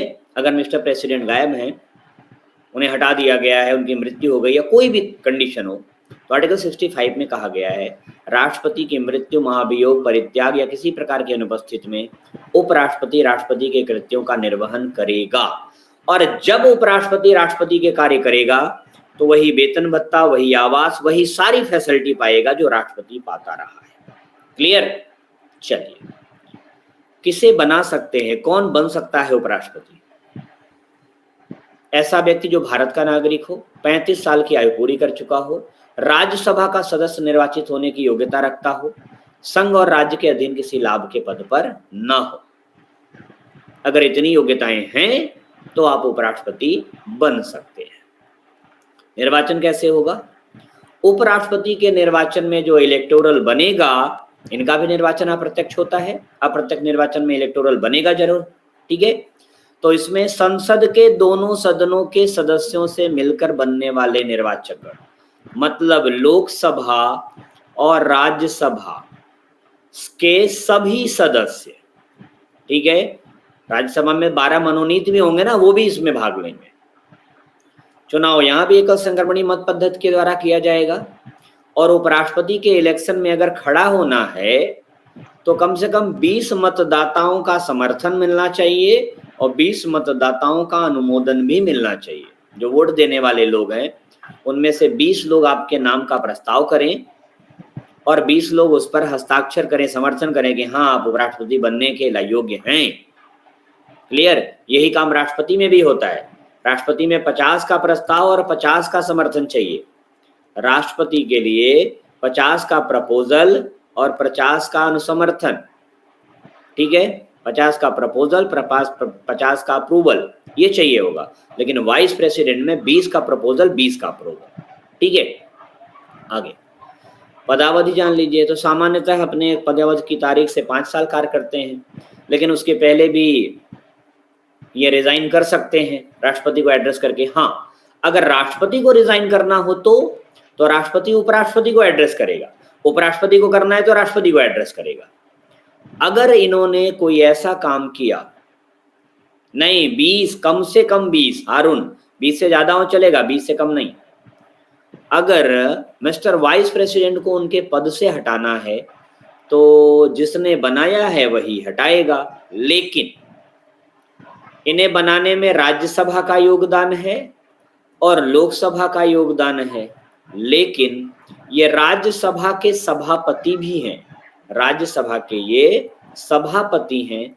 इसलिए हटाने का प्रपोजल आएगा तो पहले राज्यसभा में ही आएगा, उसके बाद लोकसभा जाएगा। ऐसा नहीं हो सकता कि पहले लोकसभा में आए और राज्यसभा में जाए। पहले राज्यसभा में आएगा प्रपोजल, फिर राज्यसभा से लोकसभा में जाएगा। तो उपराष्ट्रपति को भी संसद के द्वारा ही हटाया जाएगा, लोकसभा और राज्यसभा के द्वारा, लेकिन प्रस्ताव की शुरुआत होगी लोकसभा से। यस मनु जी, एकल संक्रमणी मत पद्धति का मतलब ये होता है, देखिए मैंने आपको बताया जितने भी इनडायरेक्ट इलेक्शन होते हैं, इनडायरेक्ट इलेक्शन में जो विजेता होगा वो निर्वाचन कोटा पाएगा तभी विजेता होगा। निर्वाचन कोटा, इलेक्शन कोटा कहा जाता है। और इलेक्शन कोटा सदैव होता है 50% +1, जो इतना वोट पाएगा वही जीतेगा। अगर उपराष्ट्रपति के चुनाव में 5 लोग खड़े हो गए, समझा ही देता हूं, 4 लोग खड़े हो गए, A, B, C और D, और वोट पड़ने हैं टोटल 1000 वोट पड़ने हैं। मान लिया मैंने 1000 वोट पड़ने हैं और 1000 में वही जीतेगा जिसके पास 501 वोट होगा, वही जीतेगा ना। अब A, B, C, D 4 लोग खड़े हो गए, 20-20 लोगों का ही समर्थन तो चाहिए था, 40 लोगों का, ठीक। A को मिले कितने वोट? 300 वोट। B को मिले कितने वोट? 290 वोट। कितने हो गए? 590। अब इन्हें मिले 200 वोट, 5 2 790, बचे कितने? 790 में 210। चलिए आप यहां पर देखिए कि किसी को 501 वोट मिला नहीं। अब क्या किया जाएगा? जिसके पास सबसे कम वोट है, ये वोट तो दिए जाएंगे। जैसे आप चारों, आप मान लीजिए लोकसभा के सदस्य हैं, तो आप सिर्फ एक आदमी को वोट नहीं देंगे, A, B, C, D में से किसी एक को नहीं, आप सबको वोट देंगे। आप कह रहे हैं कि आपका पहला वोट जाता है A को, अगर A नहीं बन पाए तो दूसरा वोट जाता है B को, अगर B नहीं बन पाए तो तीसरा वोट जाता है D को, ठीक है। चौथा वोट अपने आप C को पहुंच गया। क्यों? ऐसे ही होगा। अगर ऐसा कुछ है इसमें एकल संक्रमणी में अगर इस प्रकार वोट मिले आपको, तो जो सबसे कम वोट पाएगा उसको चुनाव से बाहर कर दिया जाएगा। और इस भाई 200 लोगों ने कहा सी बन जाए, लेकिन इन 200 लोगों की सेकंड वरीयता क्या है? इन 200 लोगों की सेकंड वरीयता देखी गई तो पता चला कि 140 लोगों ने अपनी सेकंड वरीयता बी को रखी है और बचे कितने? 60 लोगों ने ए को। अब जोड़ा गया, कितना आया? 9 4 13, 2 1 3 1 4, 430 वोट इन्हें मिल गए और 360 इन्हें। अभी भी ये जीत नहीं रहे। अब 210 वाले को बाहर किया जाएगा। इनके 210 वोटों की सेकंड वरीयता देखी जाएगी। 210 वोटों में पता चला कि 180 लोगों ने ए को कहा है कि सेकंड वरीयता इनको दी है और बचे कितने? 30 लोगों ने इन्हें, तो ये पहुंचे 460 और ये पहुंच गए 8 6 14 का 4 और 3 1 4 1 540। जीत गए साहब। पहले ए जीत रहे थे, फिर बी जीतने लगे, फिर ए जीत गए। ये होता है एकल संक्रमणीय मत पद्धति। आपके एग्जाम के लिए जरूरी नहीं, इसलिए इसे समझाया नहीं था मैंने। और आप भी इस पे जाओ, ज्यादा दिमाग मत लड़ाइए, नहीं तो आप फंस जाएंगे।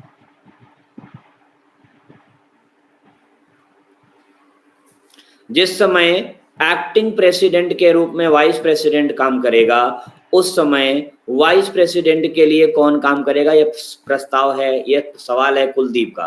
तो मेरा कुलदीप से सवाल है कि जब मैं वाइस प्रेसिडेंट के बारे में पढ़ा रहा था तो पहली ही लाइन लिखा था कि ना तो ये कोई कार्य करता है और ना कोई वेतन लेता है। ये बताया था कि नहीं कुलदीप? उपराष्ट्रपति के रूप में कोई कार्य करता है? नहीं करता ना। मिस्टर कुलदीप, वाइस प्रेसिडेंट के तौर पर कोई काम करता है? नहीं करता। हाँ, ये बताइए कि राज्यसभा के सब को कौन देखेगा? तो राज्यसभा में 2 पदाधिकारी होते हैं, लोकसभा में भी 2 पदाधिकारी होते हैं। एक होता है अध्यक्ष, दूसरा होता है उपाध्यक्ष। ठीक है, क्लियर? वाइस चेयरमैन होगा, उपाध्यक्ष देखेगा राज्यसभा के काम को। क्लियर हुआ कुलदीप? दोनों हाउस में 2 पदाधिकारी होते हैं, एक चेयरपर्सन होता है, एक वाइस चेयरपर्सन होता है। तो चेयरपर्सन अगर गायब है तो वाइस चेयरपर्सन उस काम को देखता रहता है। अब राज्यसभा की प्रक्रिया चल रही है और चेयरपर्सन बीमार हो गए, बिस्तर पे हैं, तो राज्यसभा स्थगित नहीं, वाइस चेयरपर्सन उस काम को देखेगा। ठीक, चलिए, तो ये क्लियर हुआ। उपराष्ट्रपति को पद से हटाने के लिए महाभियोग की आवश्यकता नहीं होती, 14 दिन पहले की सूचना देकर के उसे हटाया जा सकता है। ठीक है, उपराष्ट्रपति अपने पद की अवधि समाप्त होने पर भी तब तक अपने पद पर रहेगा जब तक कि उसका उत्तराधिकारी अपना पद ग्रहण नहीं कर लेता। वेतन भत्ते तो इन्हें भी भारत की संचित निधि से दिया जाता है और राज्यसभा के सभापति के रूप में दिया जाता है। 4 लाख रुपए महीने वेतन पाते हैं।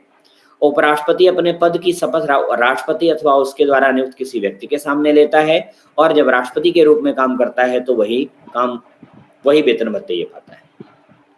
उपराष्ट्रपति राज्यसभा का पदेन सभापति होता है, अतः वह राज्यसभा की कार्यवाहियों का संचालन करता है।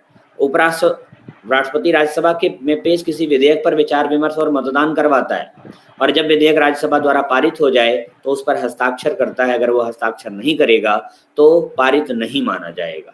क्लियर? आगे, वह राज्यसभा के सदस्यों के विशेषाधिकारों का संरक्षण करता है। राष्ट्रपति के पद मृत्यु त्याग पत्र में वो राष्ट्रपति के काम भी करता है। जब उपराष्ट्रपति राष्ट्रपति के रूप में काम करेगा तो राज्यसभा के सभापति के कर्तव्यों का निर्वहन नहीं करेगा, उस समय उपसभापति निर्वहन करता है। क्लियर? तो बताएं क्वेश्चन आंसर करना है या नहीं? यस या नो? करना है तो तेजी से तैयार हो जाइए क्योंकि हर सवाल के लिए 10 सेकंड मिलने वाला है। भारत के राष्ट्रपति को किस प्रकार चुना जाता है? जनता द्वारा, एकल संक्रमणीय मत पद्धति, एकल हस्तांतरणीय वोट द्वारा, द्वितीय निर्वाचक प्रणाली द्वारा, या सभी विकल्प सही हैं? क्वेश्चन नंबर 1, 10 सेकंड मिलेंगे हर सवाल पर, जल्दी से बताएं। आपके प्रेसिडेंट का इलेक्शन कैसे होता है? सारे लोग क्विज अटेम्प्ट करेंगे, सही या गलत जो भी करेंगे सब लोग। चलिए, आधे लोग गायब हैं क्विज से। ठीक है, एकल सिंगल ट्रांसफरेबल वोट के द्वारा। अगला सवाल, कौन सा अनुच्छेद राष्ट्रपति को अध्यादेश जारी करने की शक्ति देता है? कौन सा आर्टिकल राष्ट्रपति को अध्यादेश जारी करने की शक्ति देता है? चलिए 10 सेकेंड, स्टार्ट। ऑर्डिनेंस का पावर किस आर्टिकल में है प्रेसिडेंट के पास? Article 1, 2 and 3। बहुत बढ़िया, अनुच्छेद 123। Very good. अगला सवाल, थल सेना, नौसेना, वायुसेना के प्रमुख की नियुक्ति कौन करता है? सैन्य शक्तियां हैं, अभी अभी पढ़ाया मैंने आपको। थल सेना, नौसेना और वायुसेना के प्रमुख का अपॉइंटमेंट कौन करता है? That is the president. बहुत बढ़िया। अगला सवाल, किस उम्र से कम का व्यक्ति राष्ट्रपति बनने के लिए पात्र नहीं होगा? मतलब राष्ट्रपति बनने के लिए कितने साल का कंप्लीट होना आवश्यक है? 60, 35, 40 या 50? 60, 35, 40। बहुत बढ़िया, 35 साल। Very good. राष्ट्रपति पर संसद के किस सदन द्वारा महाभियोग लगाया जा सकता है? राष्ट्रपति के ऊपर संसद के किस सदन द्वारा महाभियोग लगाया जा सकता है? Question number 5 and right answer is the by entire house of parliament. Very good. संसद के किसी भी सदन द्वारा यह प्रस्ताव लाया जा सकता है। राष्ट्रपति को पद की शपथ कौन दिलाता है? राष्ट्रपति को उनके पद और गोपनीयता की शपथ मुख्य न्यायाधीश, लोकसभा अध्यक्ष, प्रधानमंत्री या उपराष्ट्रपति किसके द्वारा दिलाया जाता है? त्यागपत्र वो अपना उपराष्ट्रपति को देते हैं, लेकिन शपथ दिलाई जाती है भारत के मुख्य न्यायाधीश के द्वारा। अगला सवाल, यदि भारत के राष्ट्रपति त्यागपत्र देना चाहें तो त्यागपत्र किसे एड्रेस करके देते हैं? यस, अभी अभी बताया था, जस्ट अभी बताया है कि किसे एड्रेस करके वो रेजिग्नेशन देंगे। Chief justice of India, prime minister of India, vice president of India, speaker of Lok Sabha. And right answer, यहाँ भी गलती कर बैठे 7% लोग, वाइस प्रेसिडेंट को एड्रेस करेगा। अभी अभी जस्ट बताया था। राष्ट्रपति को पद की रिक्ति भरनी होती है कितने महीने के भीतर? राष्ट्रपति का पद अगर खाली हो गया है तो उसे भरना आवश्यक होता है। गुड। मैक्सिमम लोगों का आंसर है कि ए इज द 100% लोगों का आंसर है। तो यहीं पर आपका आज का सेशन खत्म होगा। ठीक है, हमारी आपकी मुलाकात कल सुबह 9 बजे फिर होगी। कल दशहरे के दिन हम लोग मिलेंगे, अपने अपने रावण को जलाएंगे और एक प्यारा सा सेशन भी अटेंड करेंगे। तो आज का लीडर बोर्ड, एक्टिंग